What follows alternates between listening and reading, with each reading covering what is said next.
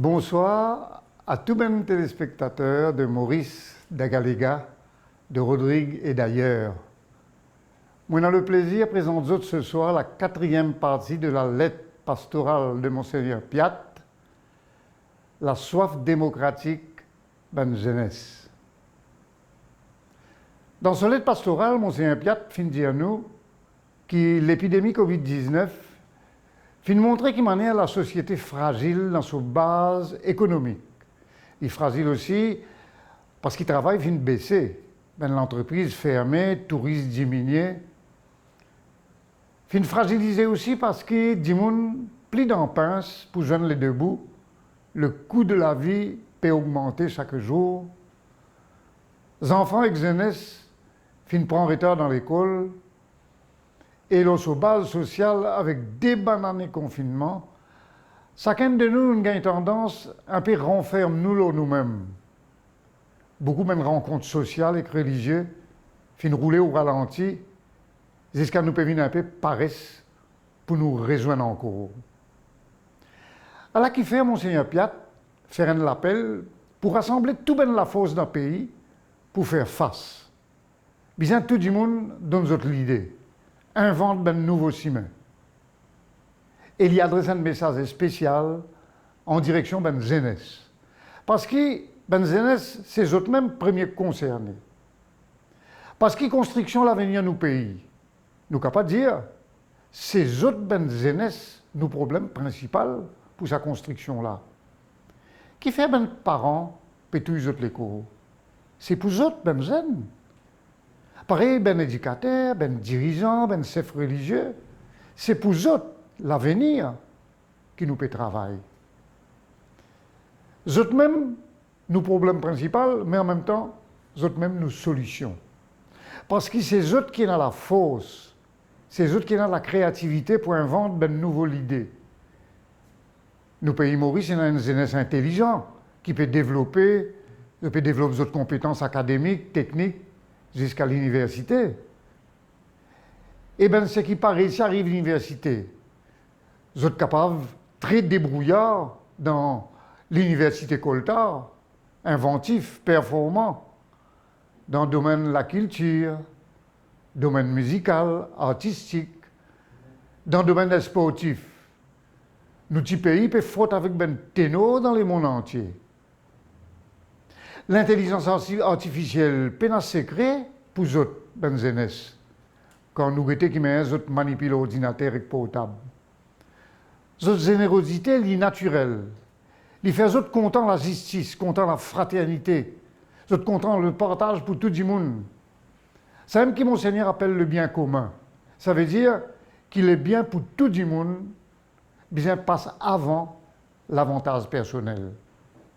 Avec sa potentiel-là, je t'envie engager dans un combat pour la dignité, pour l'égalité, pour partage culturel, pour construire un mauricianisme.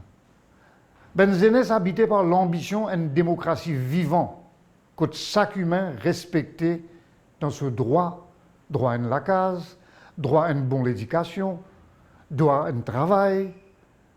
Ben jeunesse, je ne suis pas content de couleur ni religion.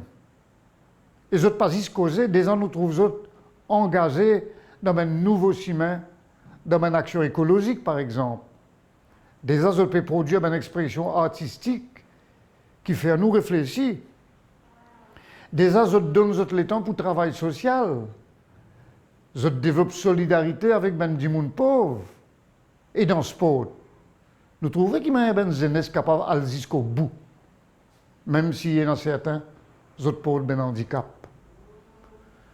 Alors, nous nous posons la question, est-ce qu'il y a une jeunesse pour gagner voix au chapitre pour dessiner l'avenir de nos pays qui finissent secoués par tant de crises et qui peut encore secouer par une crise internationale?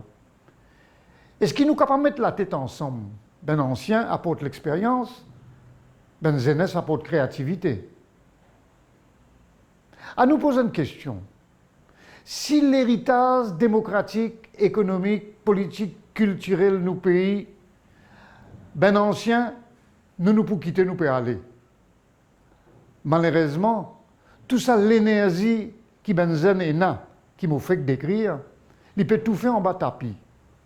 Sa potentiel nous est là, pas toujours gagner l'opportunité pour inscrire dans un projet durable en politique, en économie, dans la manière dont nous organisons la ville et le village, pour que les gens vivent plus heureux, pour que le talent ben jeunesse débouche une opportunité d'entreprise. La voix ben jeunesse pas arrive toujours jusqu'à les oreilles ben décideurs économiques et politiques. L'opinion jeunesse, bien canalisée dans une proposition politique et économique, une proposition sociétale, pour qu'ils autres rêves, ils paraissent dans niaz, balayés par un coup de vent. Nous, une institution de dialogue social, bien écoute une proposition argumentée de ben jeunesse. Par exemple, Equal Opportunities Commission, son mission, c'est une opportunité égale pour tout le monde dans une différence. Par exemple, National Human Rights Commission, une soumission, c'est promouvoir la conscience des droits humains. Human Resource Development Council peut déjà engager pour donner benzen toutes sortes d'opportunités. Mauritius Institute of Training and Development peut donner l'opportunité pour développer tous autres talents. Benzenes, bien qu'on profite de ce qui peut donner autres déjà. L'école, bien apprendre benzenes argument de autres rêves. Nous autres bien apprendre exercer notre responsabilité de citoyen. Sinon, le meilleur des autres rêves pour défouler dans le brouhaha palabre dans un réseau social. Jeunesse, quand on prépare tout l'avenir, pas y rêver qui bagnole pour rouler. Pas y guetter qui ton pays pour faire pour toi. Mais guetter qui toi te pour faire pour ton pays. Jeunesse, ton pays besoin de l'énergie. Ton pays besoin de rêve. Et si nous, ben adultes, nous avons servi ben institutions judiciaires et ben certains ben independent bodies ou ça paraît étatique, juste pour réprimer revendications légitimes qui habitent les cœurs jeunesse, beaucoup l'énergie pour gaspiller. Et l'énergie troisième millénaire, l'île Maurice du troisième millénaire, pour perdre ben bon plan. À nous apprendre nos jeunesse qui ben problème, pas régler le trottoir et barricade, mais apprendre nous autres qui ben problème régler dans la parole autour de la table. À nous renforcer nos ben institutions démocratiques, que le dialogue entre ben anciens et ben jeunesse, capable relève ben défi qui l'avenir de nos pays peut demander nous. À nous croire qu'il y a beaucoup de solutions, c'est ben jeunesse qui est capable d'inventer. Vous êtes capable d'inventer ben nouveaux chemins. Vous êtes capable d'inventer ben chemins adaptés à ben nouveaux problèmes, ben chemins adaptés à la hauteur ben défis qui y vont nous. Dans la crise que nos pays et que le monde peut traverser, chacun parmi nous est capable d'adopter des manières de faire. Ou soit nous construisons un mirail, nous protégeons en bas nos montagnes et nous fit des armes de dissuasion pour faire les autres grimper, ou soit nous construire ben pont, nous dialoguer, nous croire dans la valeur de tout le monde dans la diversité raciale culturelle de l'île Maurice, pour mettre la tête ensemble, pour construire un monde que tout le monde gagne sa place au soleil. Les peuples mauriciens, nous le même bateau, ou soit nous coulons ensemble, ou soit nous traversons ensemble la tempête. L'heure fin arrivée pour nous choisir, jeunesse, ton pays besoin de toi pour construire un pont, pour mettre la tête ensemble, pour rassembler la force. Entre lave-toi la main, pas casse la tête et vomit ton colère le coltard. Et dans le troisième chemin, assiser, causer, décider, mettre tes compétences au service de ton pays, mettre la main dans la pâte. Je souhaite tout continuer la marche, un bon carême vers la fête de Pâques.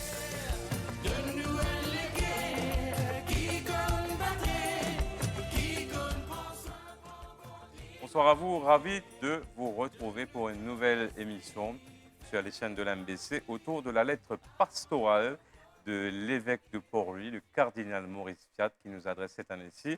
Eh bien, une lettre autour de ce thème, bâtir des ponts pour un meilleur vivre ensemble. Vous voyez d'ailleurs l'illustration sur ce banner qui est en fond de ce décor de ce studio d'MBC qui a la joie aujourd'hui de recevoir un éminent personnage, j'ai fait le cas de le dire, Mathieu Dacruz. Bonsoir. Bonsoir.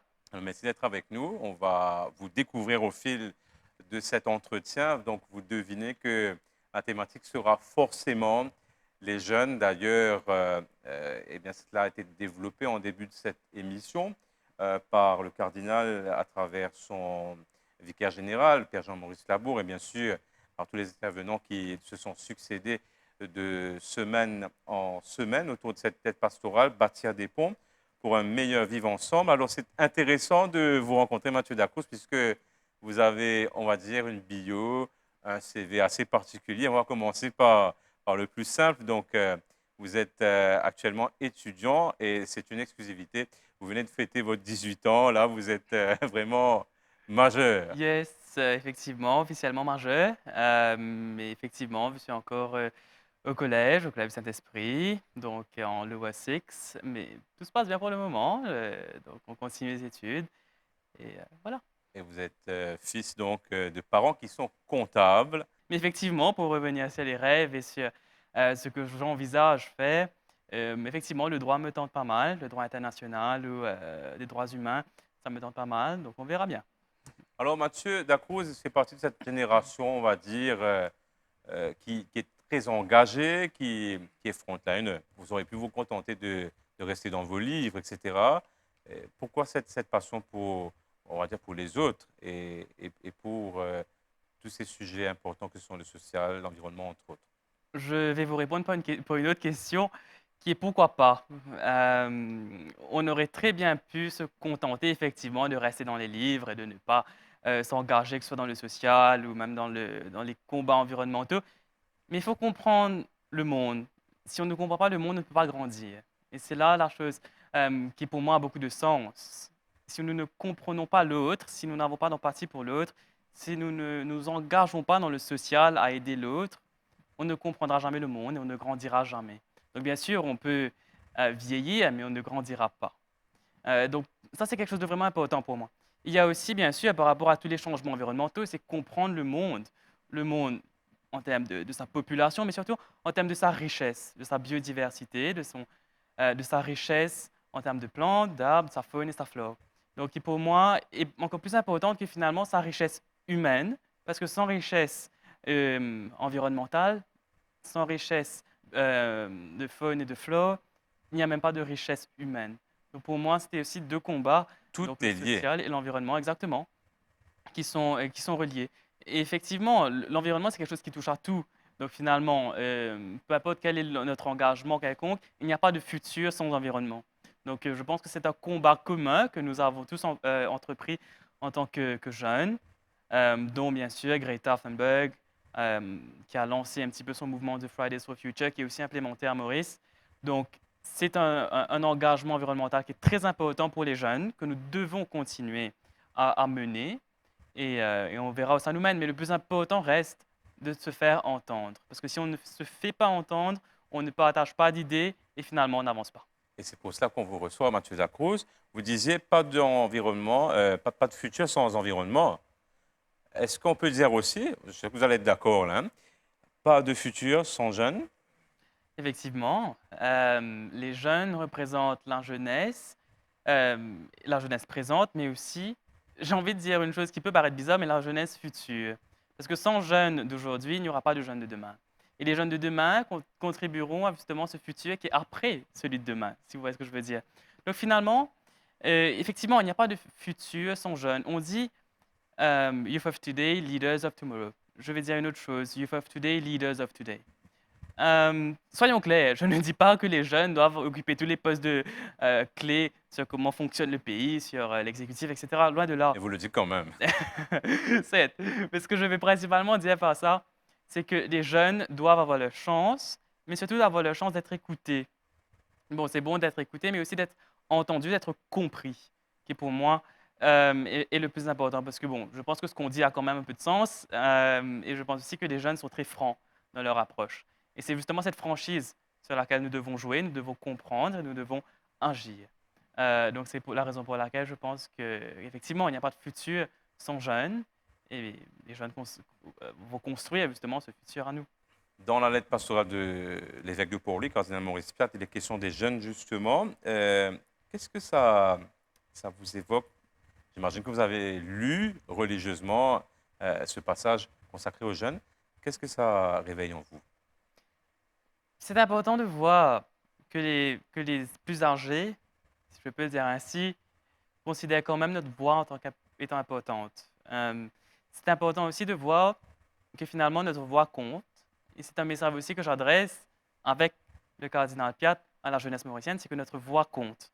Et c'est donc la raison pour laquelle nous ne devons pas hésiter à nous faire entendre et nous devons constamment faire de notre mieux pour justement s'engager dans ces mouvements, qu'ils soient sociaux, environnementaux et autres, pour justement s'assurer que nous partageons nos idées. Le partage d'idées est pour moi extrêmement important et c'est la raison pour laquelle comment on va le dire, j'apprécie énormément ce geste que fait le cardinal Piat. Il nous tend la main, à nous, la jeunesse, et nous dit, vous comptez, faites-vous entendre. Et c'est ça qui est pour moi extrêmement important et je pense que nous devons justement nous faire entendre.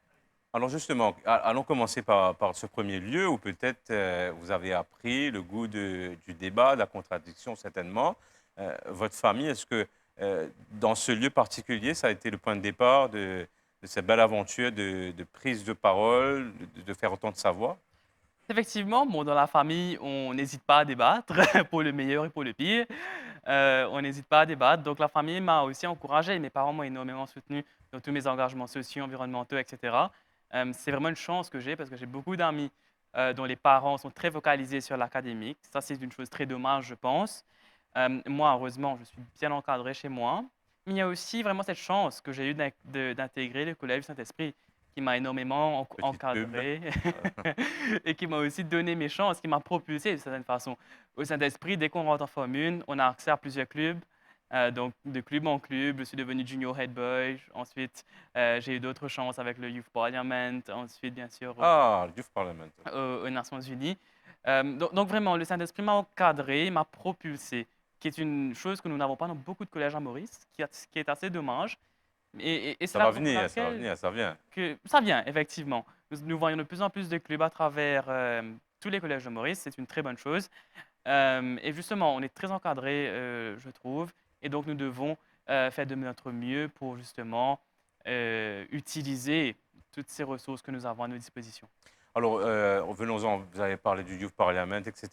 On va parler justement de cette expérience où, pour Benjamin qui pas trop connaît, donc Youth Parliament, c'est un peu une occasion que de jeunes qui sélectionnent et triés sur le volet, on va dire, je gagne l'occasion justement de faire une séance, comme si on était à l'Assemblée, À etc. l'Assemblée. Est-ce que ça a été une expérience comme ça qui vous a marqué, qui vous donne peut-être des idées? Oui, énormément marqué, surtout intimidé premièrement. Petite anecdote, le premier jour, on n'avait pas encore nos positions respectives. Je ne savais pas que j'allais dans l'opposition et donc j'étais parmi les premiers à rentrer dans l'hémicycle et donc on s'assoit où on veut.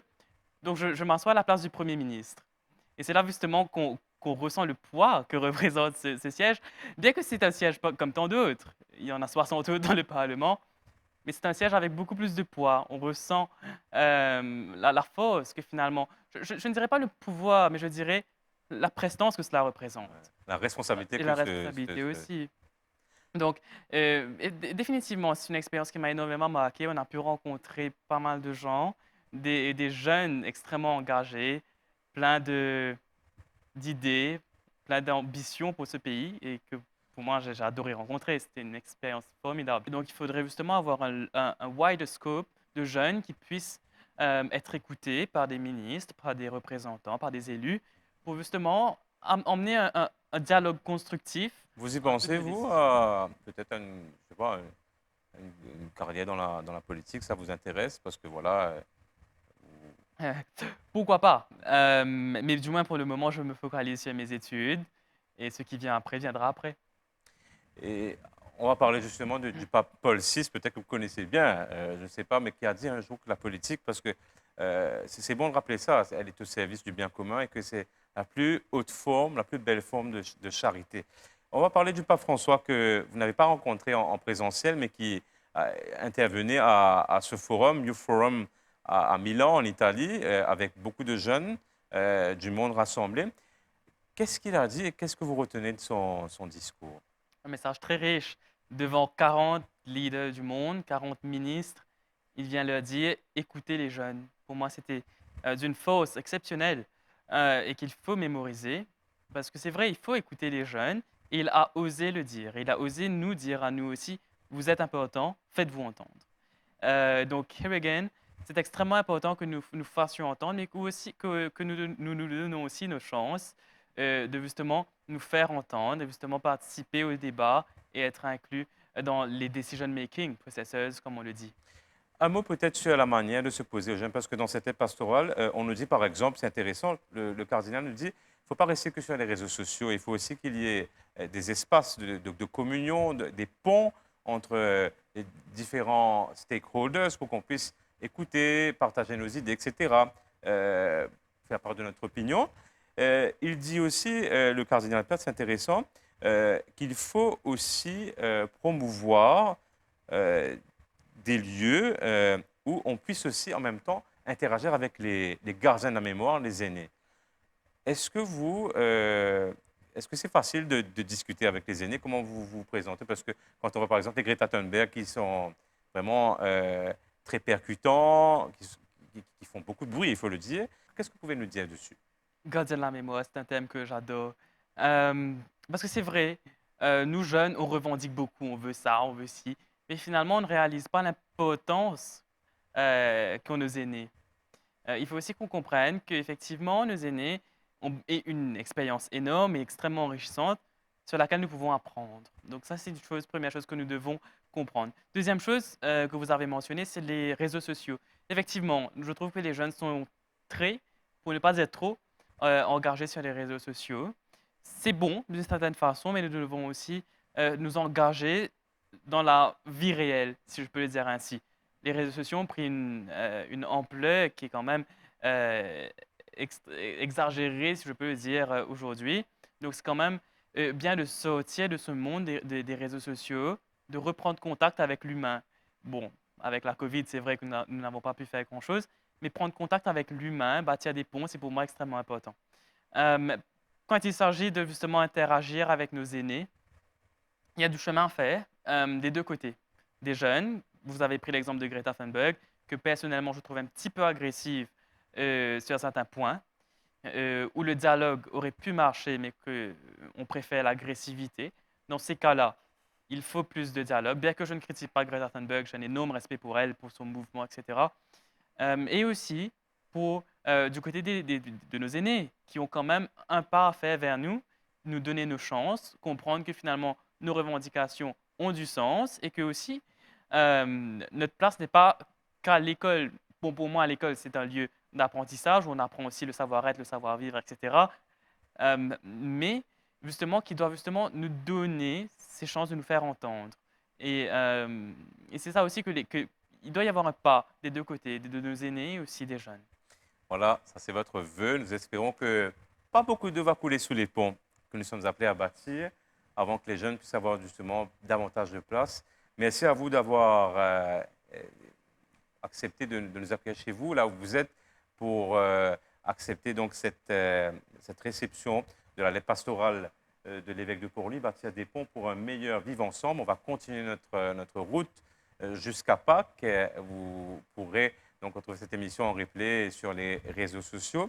Et je termine avec cette conclusion. Le pape François a écrit beaucoup sur les jeunes et il a dit « Dieu est jeune ». Voilà. Bonne soirée à vous.